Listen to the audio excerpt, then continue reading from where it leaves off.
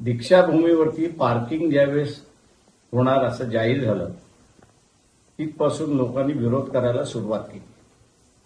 लोकांचा विरोध लक्षात घेता ट्रस्टींनी हे कामकाज केलं नको पाहिजे होतं, पण विरोध करूनही त्यांनी बांधकाम सुरुवात केलंय. आज आपल्याला असं दिसतंय की नागपूरमध्ये मोठ्या प्रमाणात दीक्षाभूमीवरती आंदोलन चाललेलं आहे आणि ते कामकाज थांबवण्याचा भाग चाललेला आहे. ट्रस्टीजना विचारलं पाहिजे की तुम्ही लोकांच्या भावनेशी का खेळताय. दीक्षाभूमी ही शासनाने दीक्षा घेतली म्हणून तिथे एक स्मारक उभं राहावं असं त्या ठिकाणचं आहे. विजयादशमीला लाखो लोक येतात याच्याबद्दल दुमत नाही, पण त्यांनी कधीही आम्हाला पार्किंगला जागा मिळत नाही अशी तक्रार केलेली नाही.